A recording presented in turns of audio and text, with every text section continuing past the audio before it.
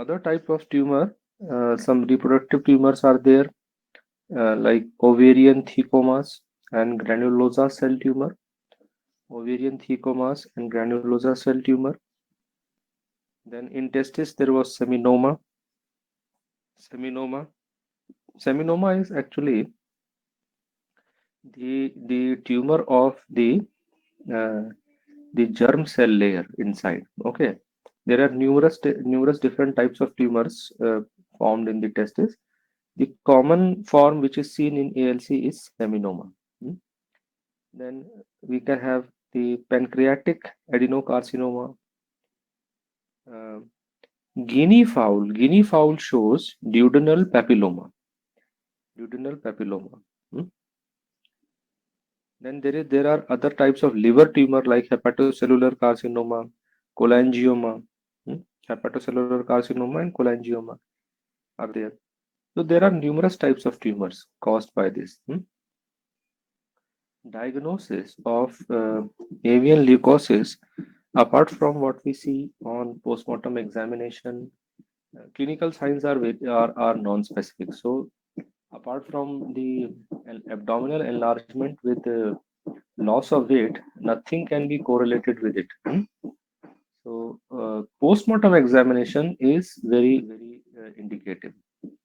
Presence of the tumorous masses on the uh, visceral organs and different types of tumors what we see, because Marek's disease restricts to lymphomas generally, but in lymphoid leukosis numerous other types of tumors are also seen, and that has to be differentiated, uh, especially gross. Okay, definitely gross findings are there.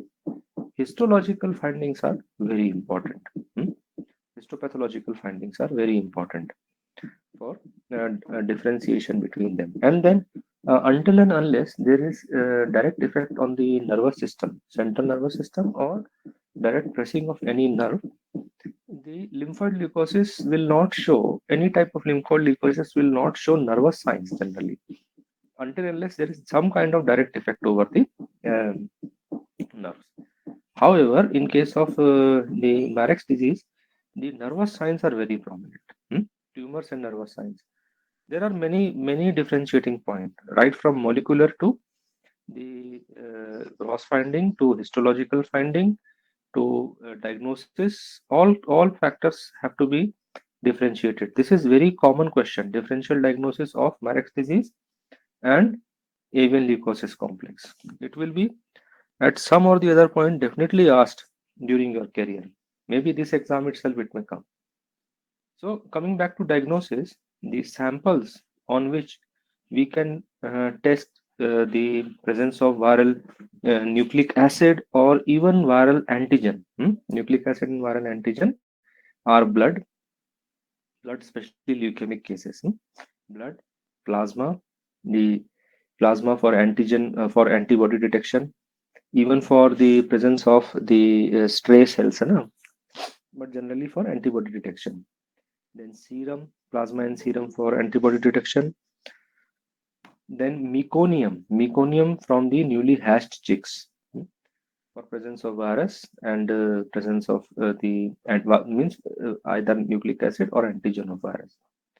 Then cloacal swabs, the oral washings, egg albumin. Egg albumin can be used to detect the presence of virus. Uh, the virus is shed in the egg albumin by the infected hen.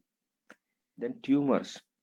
Tumors are having lymphomas or any other kind of tumor that will definitely have the viral insert. So we can put those tumors for PCR and RT-PCR.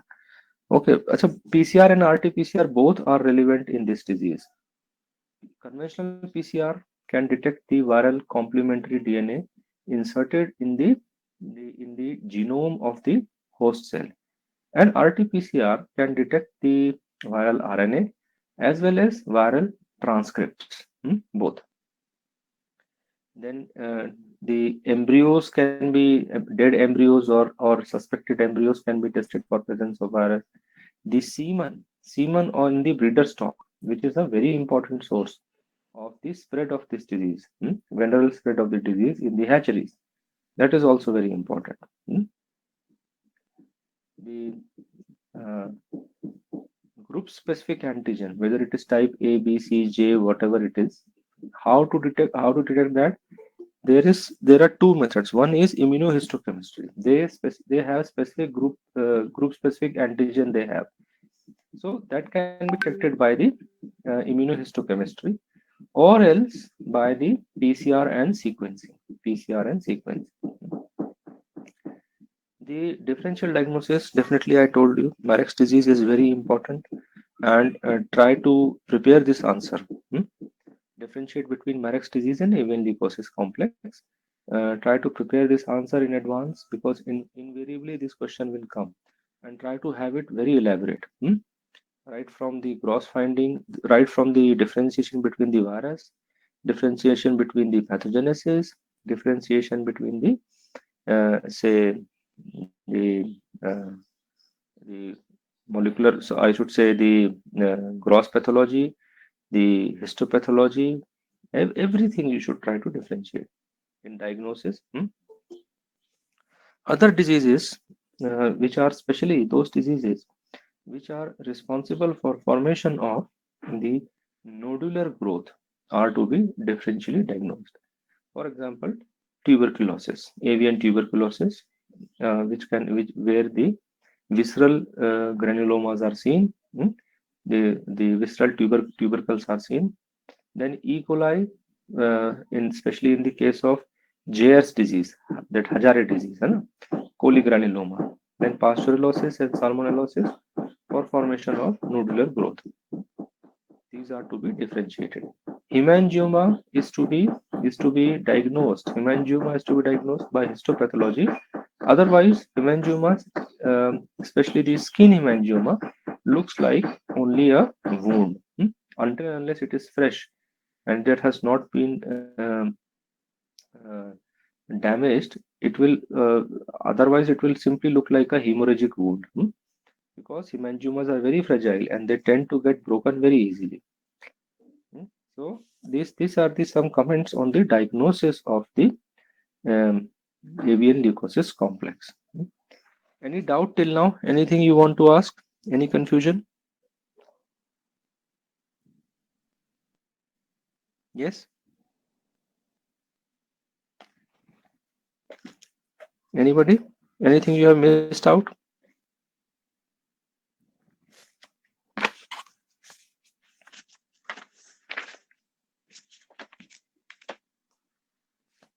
But time to time, I will be asking whether you can listen to me. Please, somebody, please respond, because otherwise, when the connection gets broken or this software gets hung up, I am unable to find out, and I continue with the class like last day.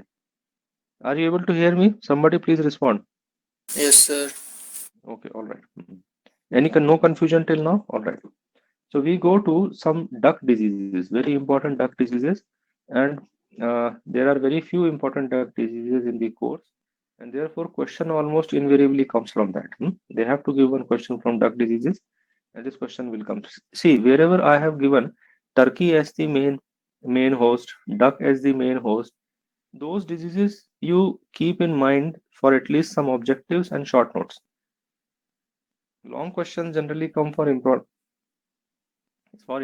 see those diseases which are very commonly seen in field, avian influenza, the Ranichet disease is there. These diseases are like coronavirus disease, infectious bronchitis. There is a good chance this year they may ask it, in external exam. So these diseases you have to keep in mind that you have to prepare typical diseases which are very common in field.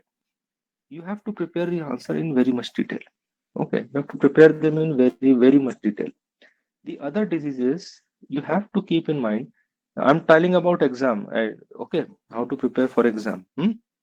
Other diseases you should always look for what objective they can ask from them. That you should not forget. And definitely a short note also. True, false, pathogenesis, all those things. है ना? The major diseases like avian influenza, Ranicate disease, pox disease, Marek's disease, avian leukosis complex, infectious bronchitis, infectious laryngotracheitis, adenovirus disease, they are very common in field. Huh?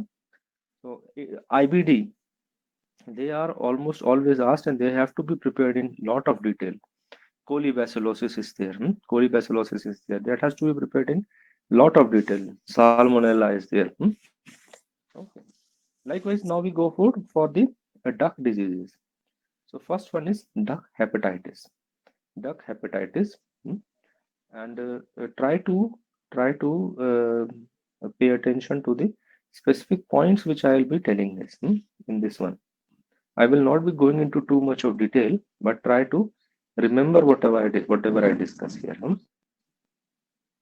So duck hepatitis, it is a fatal, rapidly spreading viral infection of young ducklings. It is a fatal, rapidly spreading viral infection of young ducklings, underlying young ducklings, characterized primarily by hepatitis. The major lesion what we see here is the hepatitis. You underline this young duckling because this itself is a question that uh, what is the age group affected by the duck viral hepatitis? It is the young ducklings. It is primarily a disease of young ducklings because age associated resistance is seen in this, as we will discuss later on. The etiology is duck hepatitis virus. There are three types: one, two, and three. Duck hepatitis virus, um, one, two, and three. And duck hepatitis virus one, DHV1, is the major important virus. These are picorna viruses. Picorna virus. And picorna viruses are very resistant viruses, resistant to organic solvents. They survive for very long time in the environment. You can correlate with other mammalian picorna virus also. Its epidemiology, its spread. That is very important. They can survive up to 50 degrees centigrade. That is very highly resistant virus. And consequently, it is also highly contagious. It is very contagious virus also. The laboratory host include the 9 to 10 days old chicken embryo. 9 to 10 days old chicken embryo. By allantoic inoculation, we can cultivate the virus in that. We can cultivate virus there. Then goose embryo and duck kidney cells are also very good for culture of virus. Goose embryo and duck kidney cells are also very important for the culture of virus.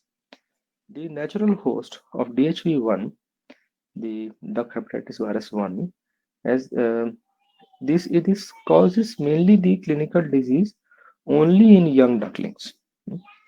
In adults, the infection occurs but no clinical disease. Okay. So if we say natural host are the ducks and the susceptible age group are the young ducklings. In first couple of weeks of age. Although other species can get infected like goose, pheasants and guinea fowl. Goose, pheasants and guinea fowl also get infected, but resistance is shown by chicken and turkey. Chicken and turkey are resistant to this virus. Now we comment over the transmission. Transmission. This is highly contagious virus. It is transmitted only horizontally. There is no vertical transmission till now reported. There is no vertical transmission seen in this virus. And oral route, aerosol route is very important for spread because it is a resistant virus. So farm workers, fomites, the vehicles, the rodents, vermins, they can all spread this virus. All routes of the horizontal transmission are relevant for this virus because it is a resistant virus.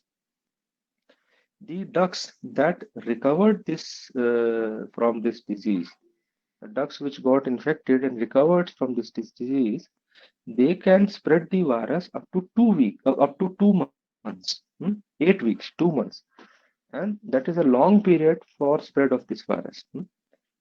Brown rat is a suspected reservoir host, which is known to spread this virus, and probably is a reservoir host of this virus.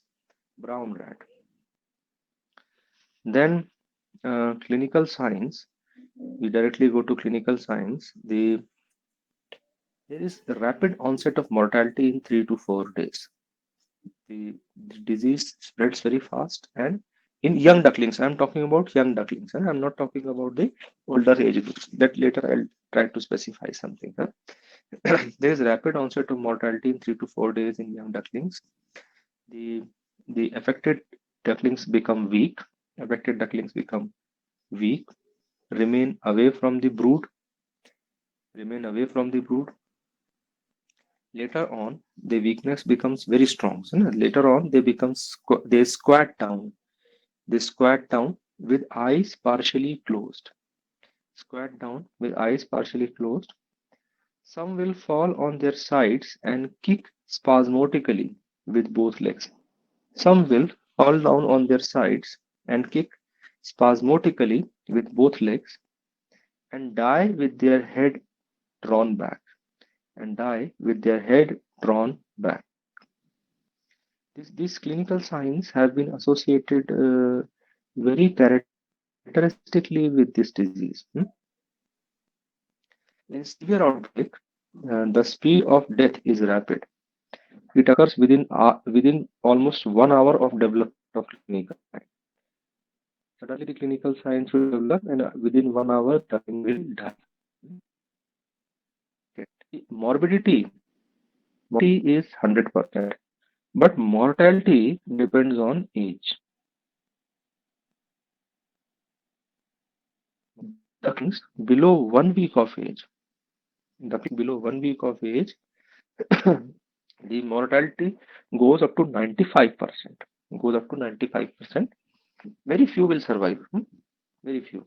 And after first week, say second week onwards, the mortality second week to third week, the the mortality is up to 50%. That is also very high, but 50% mortality.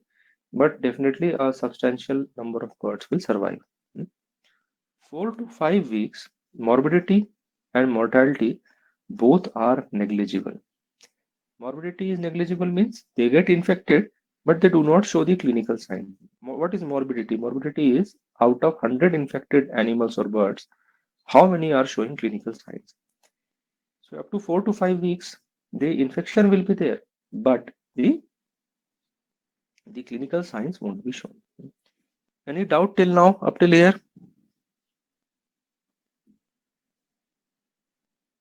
Any confusion? Anything you missed out? Okay. Can you hear me? Yes, sir. Okay, all right. Then gross lesions. Uh, the most affected organ is liver. Liver will be enlarged with punctate and ecchymotic hemorrhages. The punctate means uh, dot-like, round dot-like. Okay, round. It is something larger than the petechial hemorrhages, which are pinpoint. The punctate hemorrhages are like spotted, like small spot, round small spot. Liver is enlarged with punctate and ecchymotic hemorrhages. There will be frequent reddish discoloration or mottling of liver surface. Mottling means spotted appearance. Once again, a white spot. So hemorrhagic spot and white spot both are there. So frequent reddish discoloration or mottling of liver surface. Spleen will be enlarged and mottled. Spleen will be enlarged and mottled. And kidneys show swelling and congestion of renal blood vessels. Kidneys show congestion and kidneys show swelling and congestion of renal blood vessels. Please remember the postmortem findings. The postmortem findings are very characteristic of aflatoxicosis. Aflatoxin also shows ducklings are very susceptible to aflatoxin, and aflatoxicosis also shows very similar disease, but aflatoxin is not contagious. It is a nutritional disease, so as soon as we change the feed, the birds become all right. Birds tend to become all right. Moreover, The speed of death, as we see clinical signs of development of falling down, spasmodic paddling of the legs, these are not seen in the aflatoxicosis. If it is too much of aflatoxin, the birds will immediately die. This kind of clinical signs will not develop. And all birds will show effect, and even the adult birds will show death, mortality, and clinical signs. Death, mortality, and postmortem lesions. It will not be restricted to only ducklings, because feed is generally common. Some feed ducklings will be taking with the adults. These are the major differentiating point. But if you see only postmortem lesions, the postmortem lesions between aflatoxicosis in ducks and the duck viral hepatitis, they overlap. Then you go to histopathology. Hmm, Virus proliferate in the liver cells. So there is prominent hepatocellular necrosis. There is lot of necrosis of the hepatocytes. So, see, liver necrosis can be necrosis, but there is word called as hepatocellular necrosis that indicates that specifically the hepatocytes are dying. The surviving birds show the where the infection becomes chronic. Um, they start showing widespread bile duct hyperplasia. They start showing widespread bile duct hyperplasia and inflammatory cell response and hemorrhages. Inflammatory cell response and hemorrhages are also seen in acute cases, but not in paracute cases. Okay. Inflammatory cell response and hemorrhages are, in fact, in hemorrhages are available in the paracute cases also, but in acute cases, inflammatory cell response starts appearing. Later stages, there is regenerative changes in the liver parenchyma. The healing starts appearing. The spleen initially shows regression. Initially, there is depletion of the splenic parenchyma. So initially, spleen shows regression with depletion and necrosis. With depletion and necrosis, and typically there are degenerative changes in the nucleus of plasma cells in the spleen. Typically, the plasma cells will be seen in the spleen with degenerative changes in the nucleus, necrotic changes characterized by nuclear degenerative changes. Immunity is age associated. As the birds grow up in the age, as their the CMI etc. increases, the birds start showing resistance to this virus. Those birds which are uh, which survive this virus show very solid immunity against this virus. They do not they do not again show the infection with this virus. Then the yolk antibodies, the maternal antibodies in the birds is transmitted through yolk. So yolk antibodies, excuse me, the yolk antibodies or the maternal antibodies, they prevent the young chicks during their first 2 weeks of life. That is very important. If the mother hen is vaccinated or infected, then it will the hatched chicks will also survive the susceptible age. The diagnosis of this disease is by demonstration of the viral antigen by fluorescent antibody test on liver, hmm, then passive hemagglutination test, virus neutralization test, virus neutralization test, gel precipitation test, ELISA, precipitation test, ELISA, and definitely RT-PCR, reverse transcriptase PCR, very important. Then this virus can also be diagnosed by inoculation of susceptible birds, say inoculation of susceptible ducklings, which immediately reproduce uh, the clinical signs and postmortem lesions. So this is a very important test. for differentiating between the toxicity and this viral hepatitis, duck viral hepatitis. Moreover, virus can also be isolated on the duck eggs, chicken embryo, uh, and uh, the duck embryo infected by this virus shows stunting and subcutaneous hemorrhages, stunting and subcutaneous hemorrhages in the abdomen and in hind limbs with edema, in abdomen and hind limbs with edema. Uh, Liver of the embryo will be hemorrhagic, yellow, swollen, and necrotic. Liver of the embryo will be hemorrhagic, yellow, swollen, and necrotic. Hmm. So these are some comments on the diagnosis of this disease. Any doubt till now? Any problem? Anything you want to ask?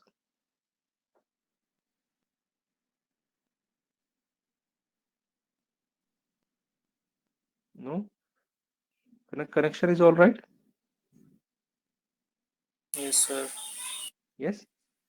Okay, okay, Yes, all sir. right. Okay, okay.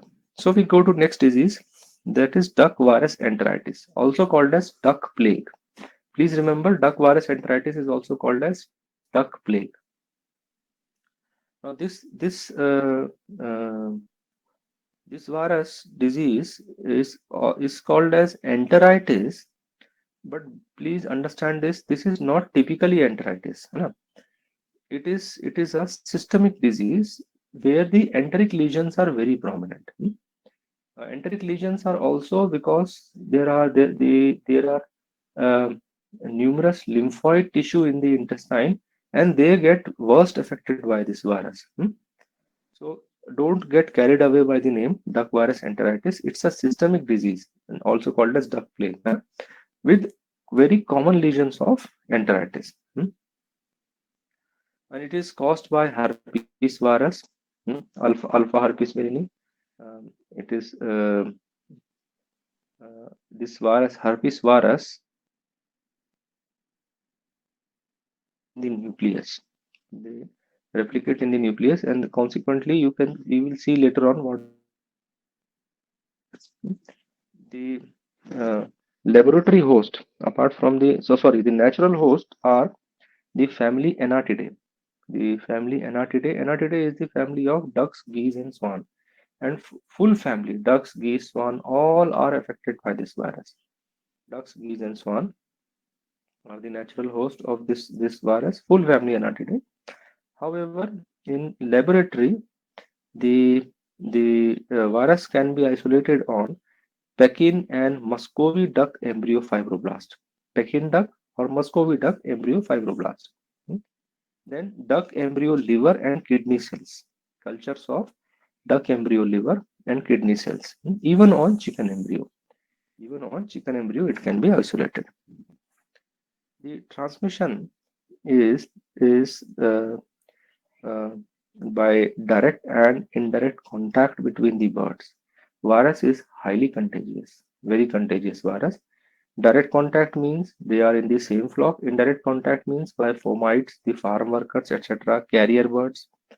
The waterfowl is known to spread this virus. Waterfowl is known to spread this virus. As it is a herpes virus, as it is a herpes virus, it has the tendency of hiding in the trigeminal ganglia, and even in the lymphocytes,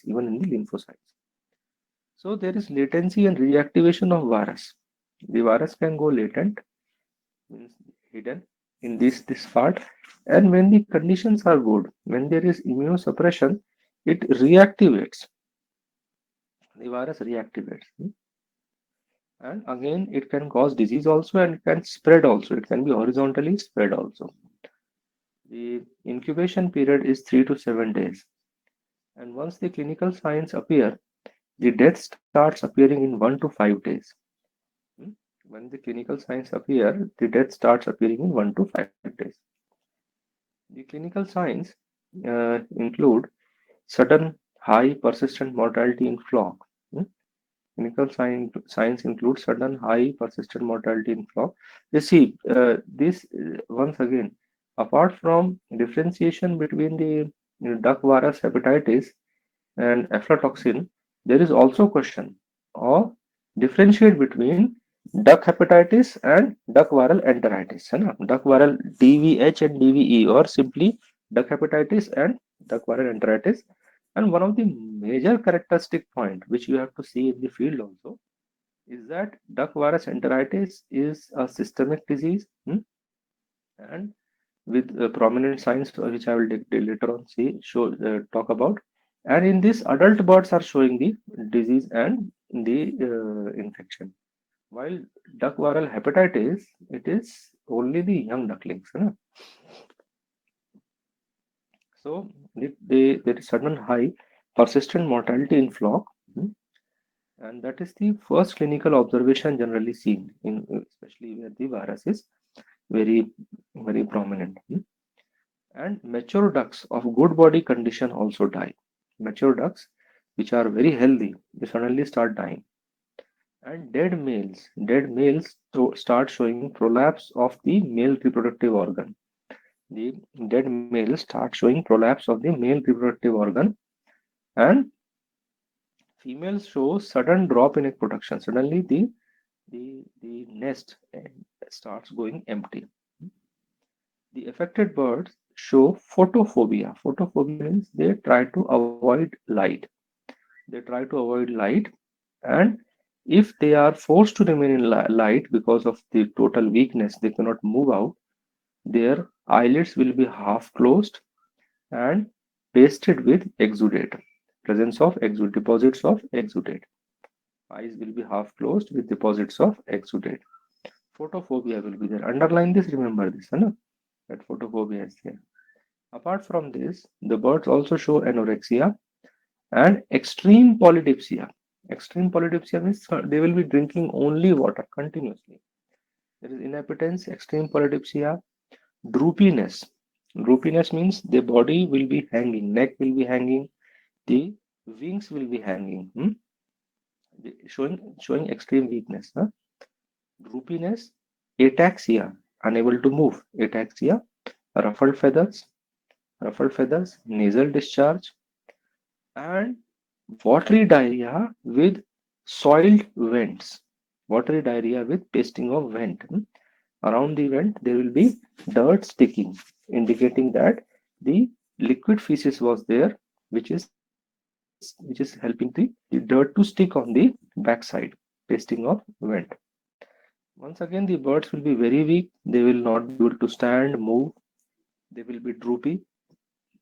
With especially the wings are droopy and stretched out, totally open wings. Head will be down in the droopy birds.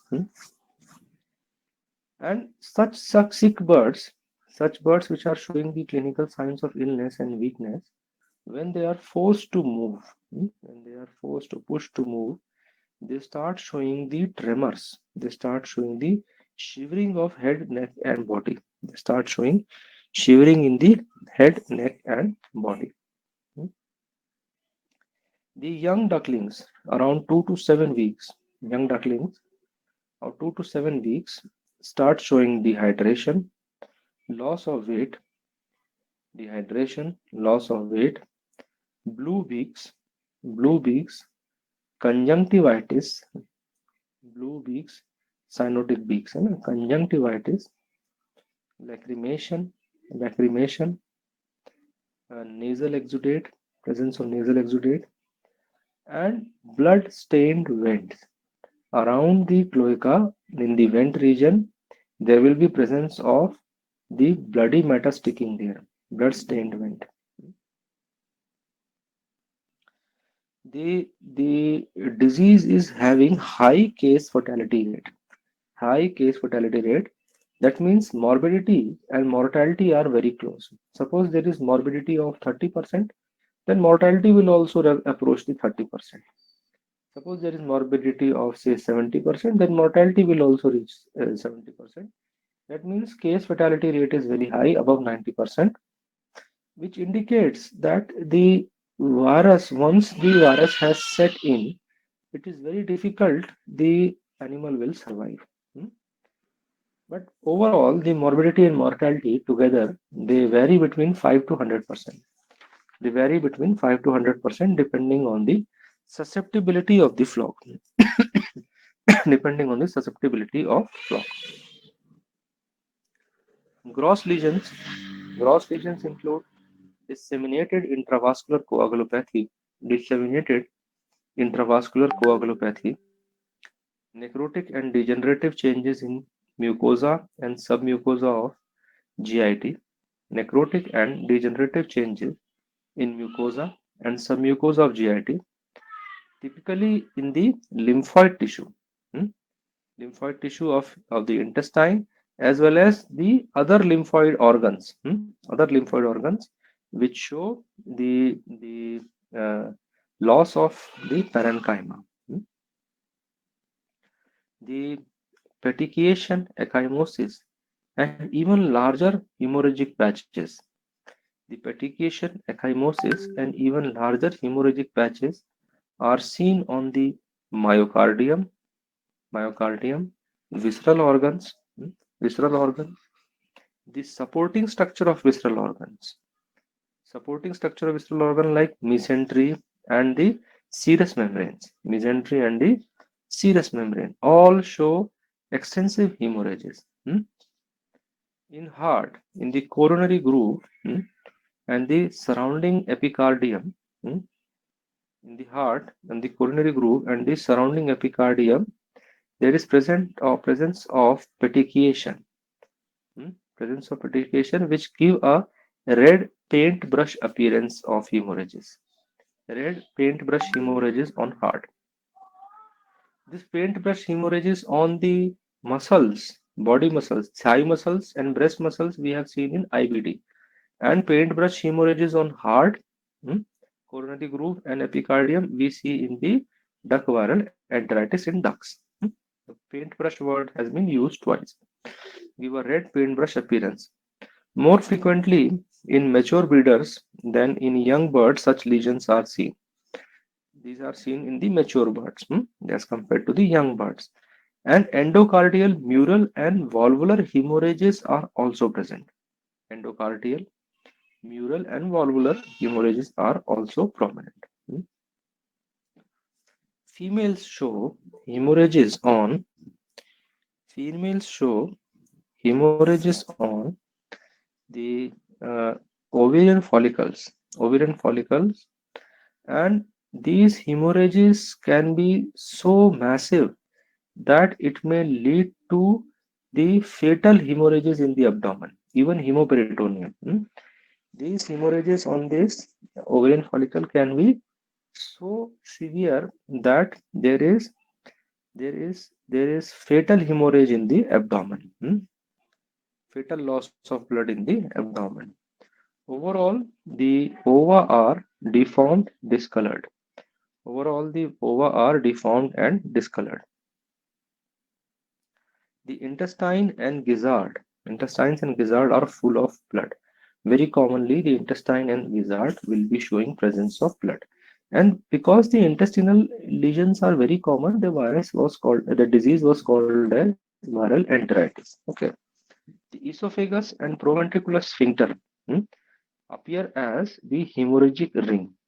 The sphincter where the proventriculus and esophagus join, that part appear as hemorrhagic ring.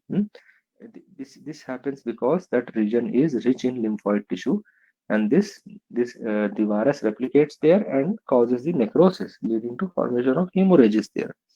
Leading to formation of hemorrhages there. The oral cavity, esophagus, ceca, rectum, cloaca, they initially show hmm, the macular surface hemorrhages. Macular means they are patch like, just little bit elevated patch like. If you remember maculopapular rash, oral cavity, esophagus, ceca, and rectum, and cloaca, they show initially macular surface hemorrhages, which later become elevated, yellowish white, and crusty plaques, which later become elevated, yellowish white, and crusty plaques. Later, they become superficial greenish scab, and these plaques, when in even later stages, they turn into superficial greenish scab-like lesions. Scab-like lesions, and their size vary from 1 millimeter to 10 millimeter. Their size varies from 1 millimeter to 10 millimeter. These macules, macules are the surface. If you see on the skin, there is something called as maculopapular rash, especially associated with the viral diseases. So this elevated inflammatory surface structure called as macule in esophagus runs parallel to the longitudinal folds of esophagus. They are they are they are lengthwise distributed. These macules are lengthwise distributed in the esophagus.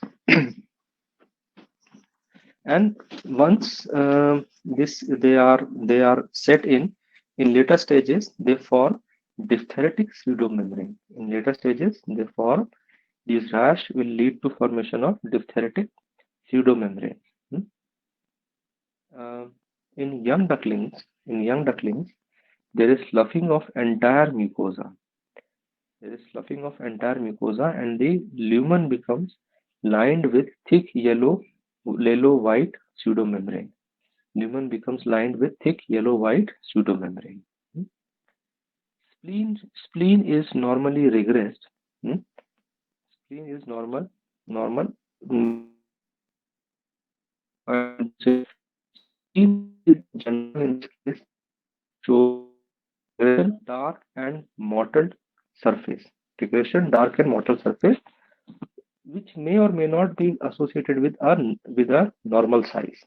That means spleen may be either normal in size or regressed in size. Definitely regressed is more common, but there is dark mottled surface. Hmm? There is dark mottled surface.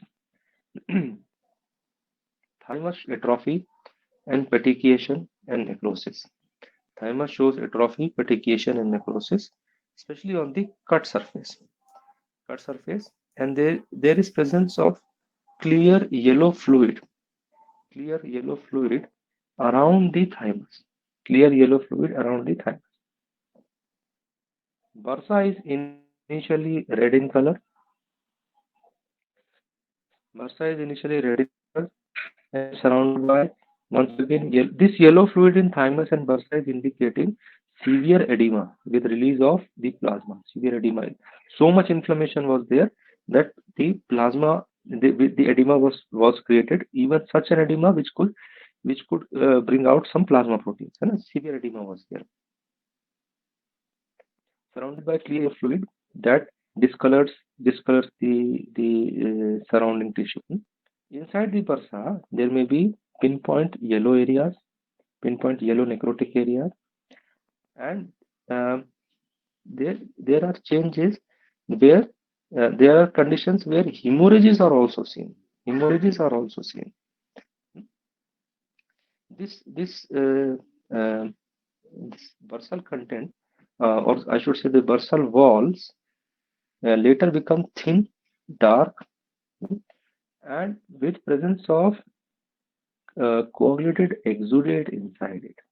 With presence of coagulated exudate inside it. Hmm. Now the intestinal changes. The duck intestine is having very typical distribution of the lymphoid tissue. Hmm. They are in the rings. They are in the separate rings called as annules. The distribution of lymphoid tissue in the duck intestine is very typical. They are in the form of annules or the rings. Hmm. Can you hear me? Yes, sir. Yes. Okay. Okay. They are in the form of rings. Hmm. The separate rings of lymphoid tissue are there, and these become the target of the virus. So they are called as intestinal annular bands or intestinal annular lymphoid band. they uh, become rigid, congested, and hemorrhagic and appear red in color. And they can be seen from outside of the intestine. They can be seen from the outside of the intestine and also from the internal surface. So what we get are the red hemorrhagic rings on the intestine, red hemorrhagic rings on the intestine, and which later becomes dark brown and tend to separate from the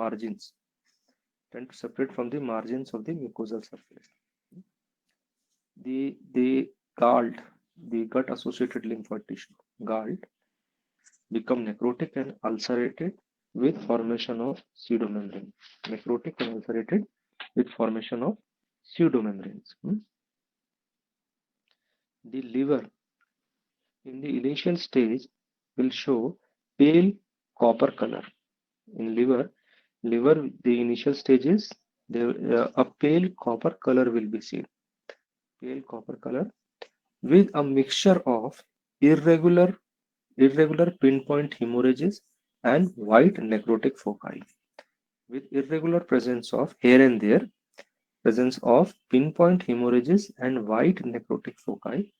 All these together give a speckled appearance to liver. Speckled means something red and white has been spread out over the liver surface. The admixture of irregularly distributed pinpoint hemorrhages and white foci together give a speckled appearance to liver. As the disease progresses, the liver turns dark bronze in color because of retention of bile. Or we say that bile stained dark bronze colored liver.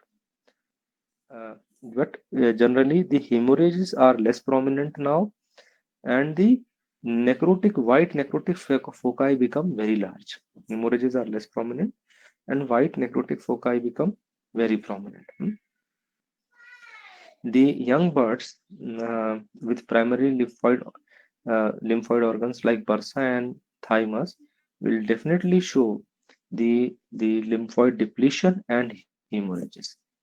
As we have already seen about discussed about the thymus and bursa, but definitely they will always show lymphoid depletion and hemorrhages.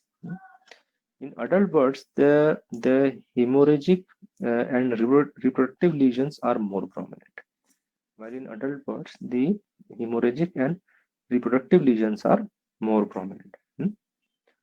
Um, the in geese, like the ducks have annular bands on the intestine, the geese do not have those annular bands. They instead have disc or round structures of the lymphoid aggregates.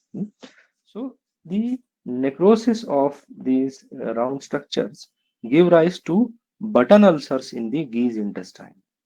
Button ulcers in the geese intestine. So button ulcer once we have seen in the salmonellosis and classical swine fever in pigs. Salmonellosis and classical swine fever in pigs give rise to button ulcers in intestine. And in geese, the button ulcers are seen in duck viral enteritis infection. And why? Because they have the round disc of the lymphoid tissue in the intestine. Hmm? And in swan, diphtheritic esophagitis is very common lesion. Diphtheritic esophagitis is a very common lesion in the swan. Okay. The histopathology and further discussion we will continue tomorrow, next class. Any doubt till now? Anything you want to ask?